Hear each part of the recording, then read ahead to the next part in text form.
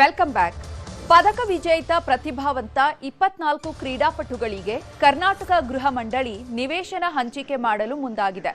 Karnataka Olympics association ಅಧ್ಯಕ್ಷ doctor K Govindaraj ಮನವಿ ಮೇರೆಗೆ 24 ಪ್ರತಿಭಾವಂತ ಪದಕ ವಿಜೇತ ಕ್ರೀಡಾಪಟುಗಳಿಗೆ ನಿಯಮಾನುಸಾರ ನಿವೇಶನ ಕೊಡಲು ಕರ್ನಾಟಕ ಗೃಹ ಮಂಡಳಿ ಮುಂದಾಗಿದೆ.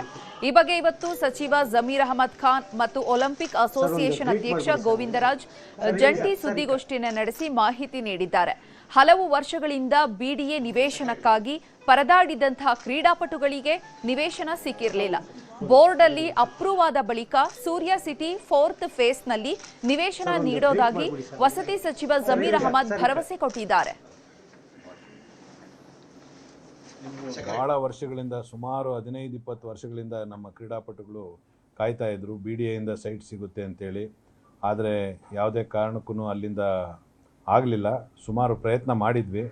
ಕೆಲವು ಕಾರಣಾಂತರಗಳಿಂದ ಬಿಡಿಎಯಿಂದ ಸೈಟ್ ಕೊಡ್ಸೋಕ್ಕಾಗಲಿಲ್ಲ.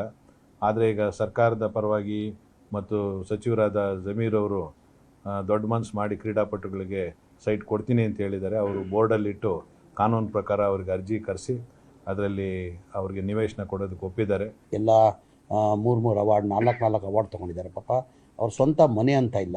ಆ ಕಾರಣಕ್ಕೆ ನಮ್ಮ KHP ವತಿಯಿಂದ ತಮಗೆಲ್ಲ ಗೊತ್ತಾಯಿದ್ದಾಗೆ ಬಜೆಟಲ್ಲೂ ಘೋಷಣೆ ಆಗಿದೆ. ಈಗ ಇಂಟರ್ನ್ಯಾಷನಲ್ ಸ್ಟೇಡಿಯಂ ಮಾಡಬೇಕಂತ, ಸೂರ್ಯ ಸಿಟಿ 4th ಫೇಸಲ್ಲಿ ಇಂಟರ್ನ್ಯಾಷನಲ್ ಸ್ಪೋರ್ಟ್ಸ್ ಮಾಡಬೇಕಂತ ಮನೆ ಮುಖ್ಯಮಂತ್ರಿಗಳು ಘೋಷಣೆ ಮಾಡಿದ್ದಾರೆ.